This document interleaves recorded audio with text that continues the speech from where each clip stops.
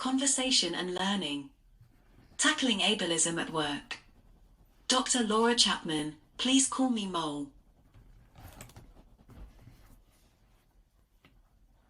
This presentation can help with a supported conversation on organizational change. Key questions. 1. Invitation. How do we begin a conversation about disability within a wider culture that speaks to individualized problems and medical solutions to matters of well-being?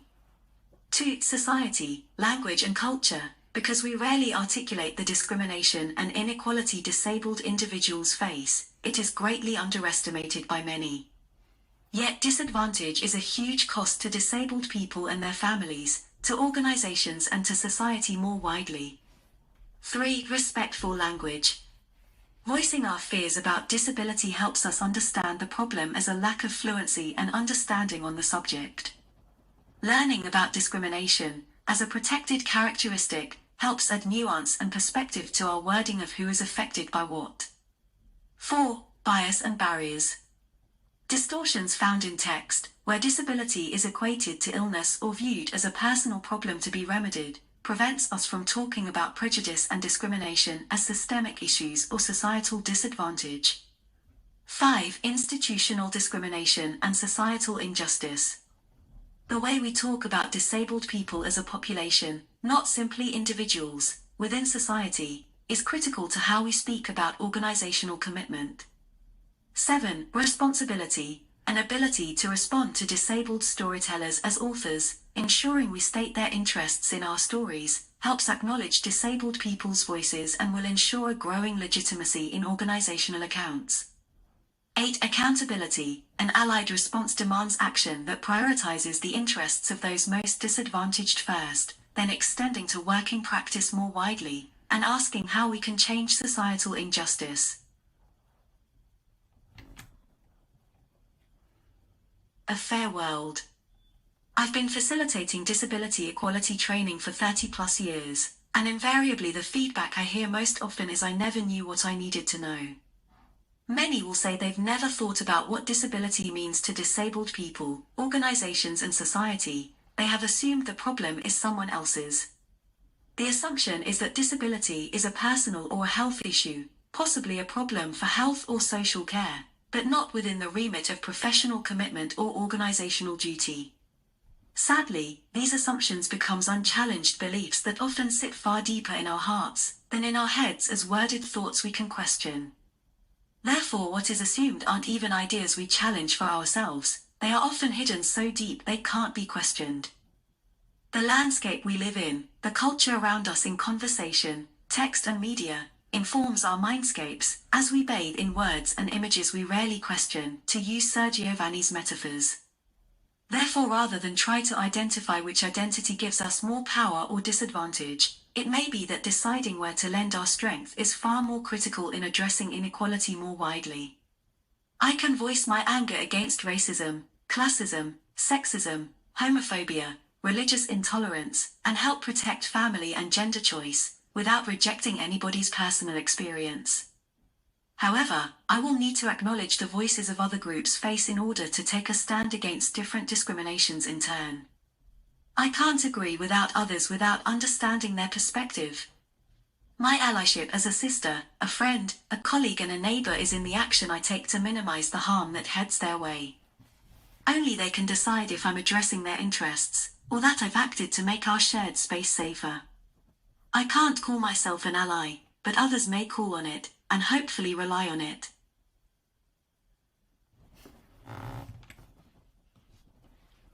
Trust. I undertook my research because, as a trustee, I was continually baffled by the lack of reference to the voice of disabled people, deaf and disabled people's organizations or disability equality in strategic conversation. While the people around me were sometimes fluent in their idea of feminism, they had no language to articulate the discrimination imposed on the disabled population. As I once described it, you could put 10 feminists in a room and get 10 definitions, but few could put a single word to the widespread and toxic nature of the inequality imposed on the disabled population. Omitting the situation disabled people face from strategic conversation does little to include their experience in storytelling more widely. Rather, it makes us believe their ideas are irrelevant to many conversations, some of which affect them directly. When it comes to matters relating to disability, many don't know what they do not know. Which means many often ignore, reinvent, or distort disabled people's interests based on the tales they've heard about them. Trust is key because positive exchanges are banked, and leads to a mutual respect that builds up over time. What does disability mean to you? What do you already know? Where's the evidence? Record words and images that come to mind about disability. How do you think we react to these words? What emotions do you think they stir? Please do pause and consider this, or have a conversation about it. 1. Invitation. How do we begin a conversation about the barriers disabled people face, and the disability discrimination they encounter, in order to be proactive about a safe space for all? Hopefully most will be along this journey already, because some of the people we work with have. It makes sense to address this matter in a proactive way before we invite more people to join in. A welcoming environment is one that fosters belonging, so asking those already present questions that anyone can answer. What do you need to participate? Ableism, the discrimination imposed on the disabled population, is so deeply woven into society's storytelling, it is everywhere, but yet also unremarkable, and thus can be ignored easily. Much like ideas of classism and racism, you may not have the words for it even if you are subject to it. Like many women, it took me many years to become a feminist, because it took time to find the ideas that gave me a working definition. See blog Am I Disabled? Once I realized I had a choice, all my activity became anti-sexist. Slowly, it became easier to understand that while my experience was the prejudice I received, books on feminism gave me the language to articulate institutional sexism, misogyny and patriarchy. Together, these ideas gave depth and nuance to complexities of structure in our culture, which beyond each individual, weighed more heavily on women as a global population. Hidden assumptions. Our culture can be viewed as what we say, and how we say it. Language matters because what gets the most airtime in conversation becomes our reality, a shared narrative. The shortcuts we take, for example in office or technical terminology, phrases like vulnerable individuals do not help convey complexity. Often they stop us questioning many of the assumptions within the concepts they convey. For example, does the phrase mean people need access requirements? Or does the phrase stand for a label of ability, an illness, or worse, a personal failure? Consider your experience. 50 years ago, ableism hadn't been invented, it wasn't something you could be accused of. To what extent have you experienced discrimination? Sexism, racism, homophobia, classism, religious intolerance, rejection of family or personal choice. Maybe you faced several at once. The impact on Black working class women will be cumulatively higher. The evidence is significant.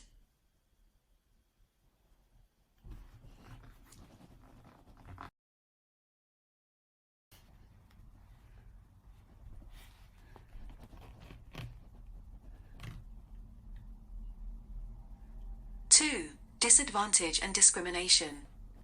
While many disabled people enjoy their lives, most have probably struggled to have their rights upheld in public spaces. For professionals, the challenge is to view organizational change as an imperative in delivering equality. More specifically, a pragmatic equality, or justice for disabled people, that requires the view that discrimination does not add to the other injustices in the world. Another way of thinking about it might be to say that a world that is equal in respect of disability is as unfair to disabled people as it is to non-disabled people. At an organizational level, disabled people face far greater barriers than most imagine. Disadvantage is far more complicated than a lack of individual fit. Disabled people have no less experience, skill or wisdom than their non-disabled colleagues. This suggests that negative perception, and ways of working that are unfair, play a part in maintaining the barriers disabled people say they experience. It is this experience that is rarely sought, because it rarely seems important to those not at a disadvantage. Sadly, while there is good evidence that all types of difference have been accommodated somewhere, it is still far more typical that overall patchy non-discriminatory practice is rare. Strategies employed need to benefit to both disabled individuals and those in the wider community proportionately in order to be equal. Evidence. A well-informed guess.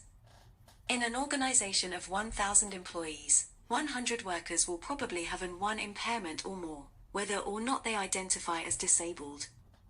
Across localities, that is 7.7 million people in the United Kingdom.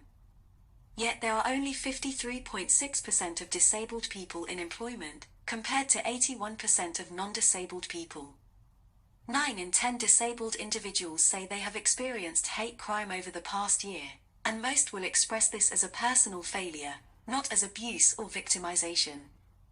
Disabled people are more likely to live in poverty, because it costs £570 more on average a month to live with the costs of an impairment.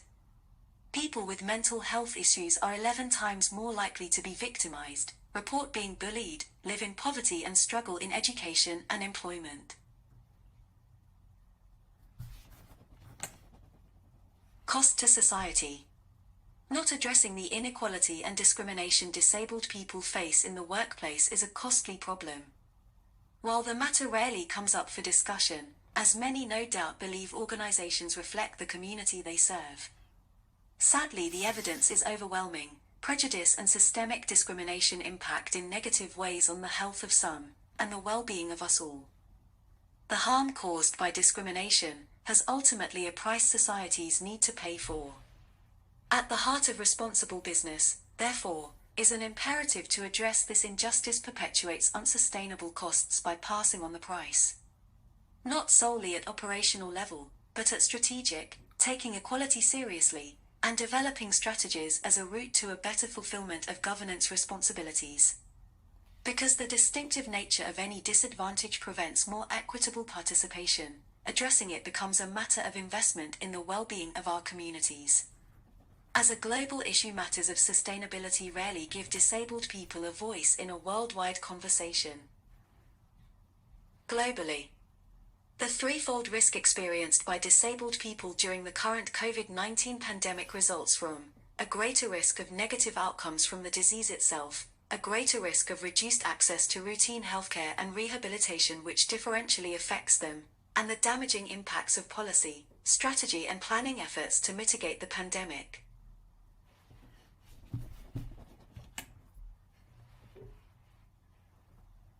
An ethical crisis. For many years, groups of activists, those opposing sexism, racism, classism, homophobia, have drawn our attention to hate crime, discrimination, societal disadvantage and global inequality. You'll be aware of the Me Too campaign and the Black Lives Matter movement. As a civil rights group within this movement, disabled people and deaf and disabled people's organizations have fought for the rights of the disabled population for half a century. More specifically, the Disabled People's Movement has mobilized on a shared list of interests, unlike charities and research which tend to focus on a single problem, most often problems defined by non-disabled clinicians or researchers acting on their assumptions about disabled people's lived experience or the interests.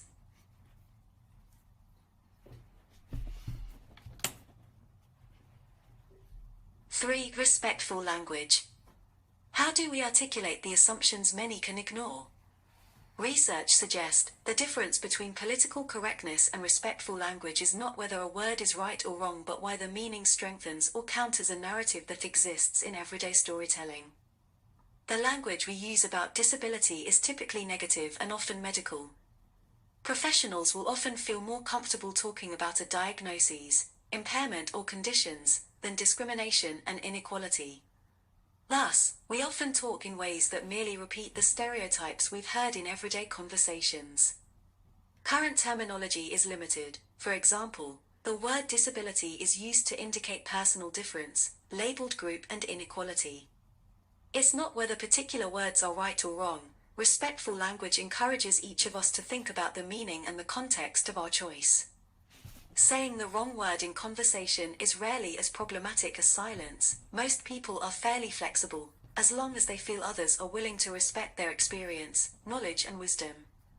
Issues arise when there are unclear boundaries between private matters or identity, group interest and assumed stereotypes, and lack of positive regard in public debate.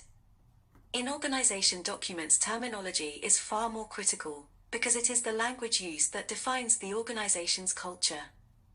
Think of greenwashing. Making an organization's activity sound ethical doesn't make it less environmentally damaging. Language. In the textual world, the words vulnerable, needy, special and differently abled are often used to describe those labeled whether they like it or not.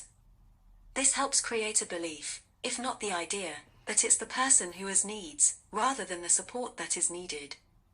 Current terminology is woefully limited. We rely on meaning, not word. Disability is used to indicate personal difference, labeled group, oppression, characteristic, discrimination and inequality.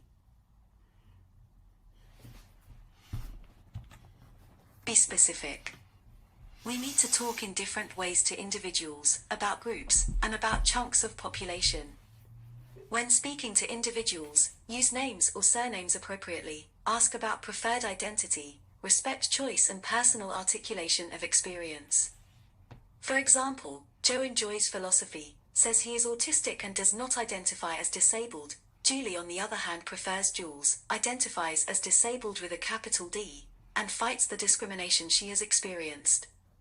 When speaking about disabled people, make sure you articulate the group as a network, community or population depending on what you are trying to say. Not all disabled people share the same interests, know each other, or have similar identity or activism. Look for guidance, evidence or articulation provided by authors, groups or organizations. Start with DPO's, Deaf and Disabled People's Organization. For example, Disability Rights UK shares information about the interests of the disabled population, a voice for a huge group across many communities. Inclusion London is a deaf and disabled people's organisation articulating the rights of people facing discrimination in the South East. The disabled population place groups within society and a presence within other groups. State clearly, for example, that 1 in 10 feminists are likely to be disabled women, 2 in 10 people can identify if they chose, and statistically 20% of the population is likely to have an impairment.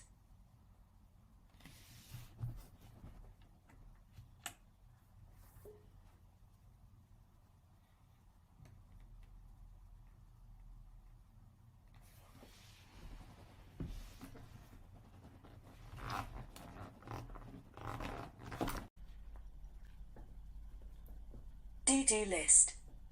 If the language used in organizations can be identified as causing the negative beliefs that strengthen BIS, then seeking different words in order to have an alternative dialogue may be useful.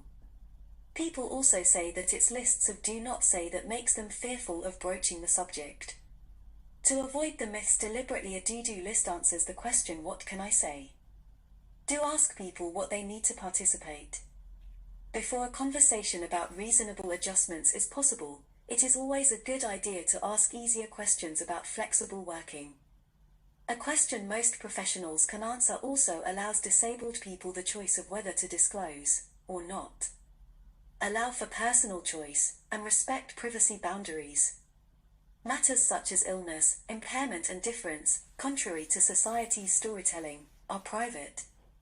Do talk about the size of the disabled population, stressing vast numbers, huge inequality, lack of visibility and wide variation.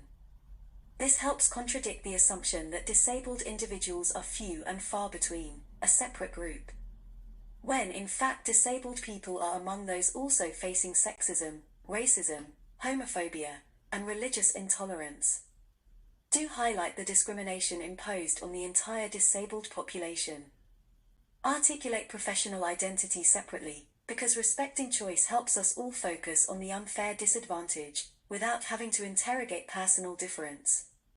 Do make the assumption that disabled people have fought. Because to be visible, an individual will have had to overcome huge barriers in order to achieve the life goals many can take for granted. Do refer to deaf and disabled people's organizations as the voice of the disabled population and speaking to their interests. Individual stories are important, but lived experience is just the first step, the bare minimum, we need to hear. Seek those who articulate both the institutional discrimination and systemic inequality disabled people face. Do refer to the societal and environmental aspects of discrimination, as ableism, in the same way as you would have a speak in anti-racist or anti-sexist terms. Do state that organizational culture, and more broadly society, does not do enough to speak of the injustice the disabled population are subject to, a failure to uphold human rights that is ultimately a cost to all communities. Do ask about identity, but allow individuals not to identify and still be asked what they need to participate. It is far more respectful, once a professional relationship has been established, to ask individuals about the barriers they face. Disabled individuals will have different words for their experience, professional knowledge and working wisdom, as do feminists.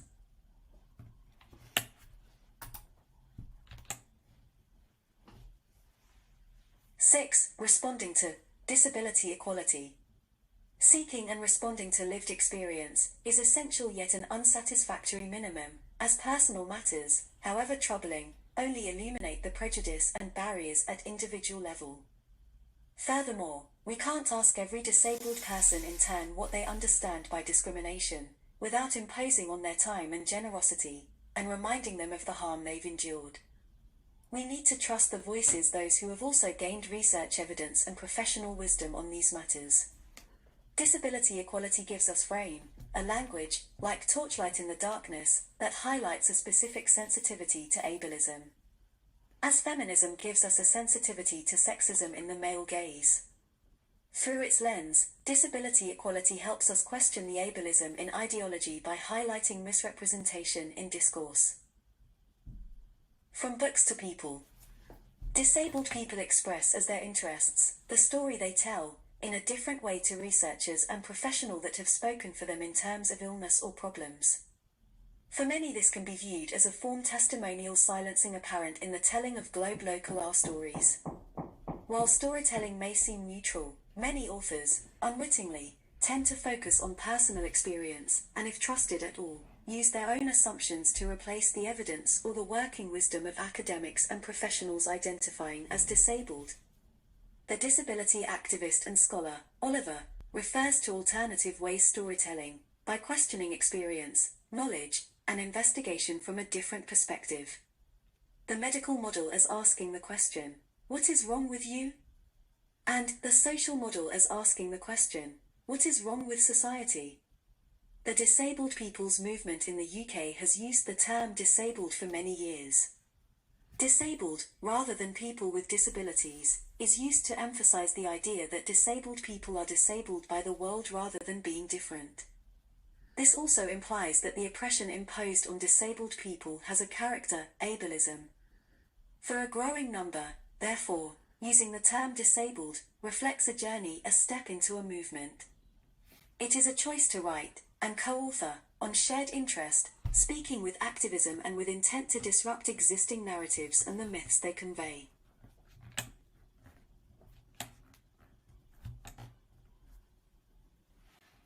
Definitions. Without a definition, there is no way of identifying the characteristic discrimination imposed on disabled people. If we don't speak about ableism, it doesn't exist, because it is not something we give time to or that we acknowledge. I work to two definitions based on what I've read. Ableism, a specific type of oppression, akin to homophobia, racism, classism, ageism, and sexism, held in the culture and language that inform society's debates. Anti-ableist, a defined position against ableism, the characteristic oppression that disabled people face, as in feminist or anti-racist. Theorizing, for example, with an anti-ableist legitimacy involves explicit reference to disabled people as tellers in a storytelling that holds their interests at their heart.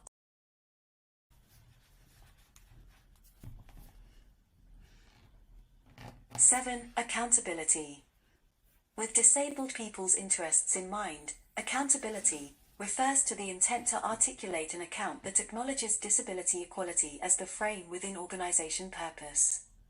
Suggested by Sinclair's writings, the idea of a chameleon serves well as a metaphor for accountability. Because, as an animal that can change its colors to represent what it stands by, as the picture illustrates, the beastie still manages to clearly display its position without changing its being.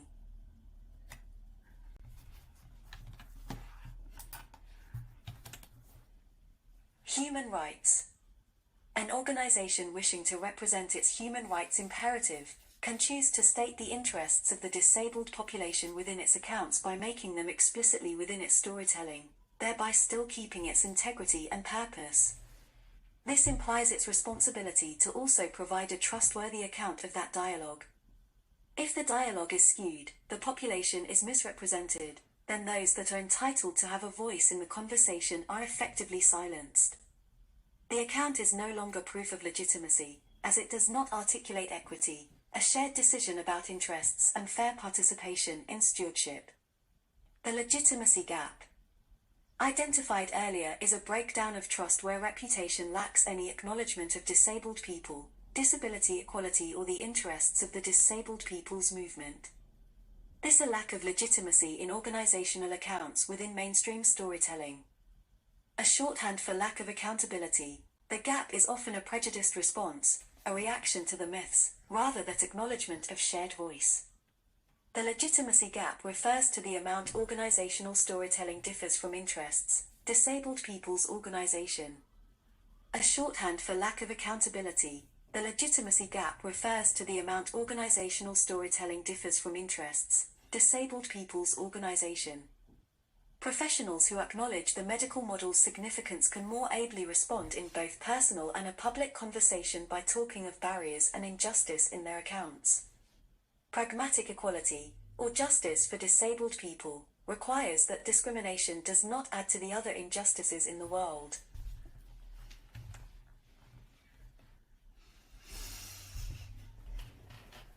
Responsibility. Storytelling. A recognizable telling is useful for guiding organizational conversations away from ideas of individualized or medicalized problems, and instead encouraging shared responsibility. Notions of ownership here is critical, recognizing disabled people as a civil rights group, a legitimate voice for human rights accountability. An understanding that perpetuates discrimination, and that society continues to marginalize, segregate, exclude and abuse disabled individuals based on ableist storytelling. As divergent voices, disabled storytellers offer an alternative storytelling. But ensuring the organizational storytelling is accountable to a group is not the responsibility of one policy or a single department. The idea that disability has a standalone file conflicts with the idea that every worker can respond willingly and effectively to avoid discrimination. The task is to alter environments to tackle disadvantaged, the responsibility is shared. This presentation. Together, the sections spell out an alternative understanding of working with disabled people. Starting with language, workplace culture can change, and the transformation depends on us to follow the lead of the disabled community *, more specifically those who have actively challenged the attack on their human rights. The document provides an extended terminology that will help you to talk with increasing confidence about the individual disabled person, their skills, experience and knowledge.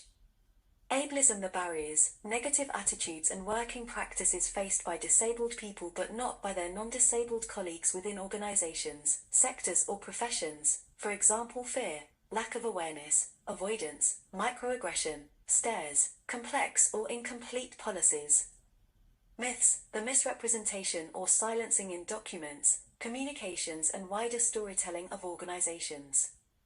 Impairment, condition, difference or functioning, private information, the disclosure of which is a disabled individual's choice to disclose. The same is true for their identity as a disabled person. It is all very good news, as addressing the prejudice, discrimination and inequality disabled workers face.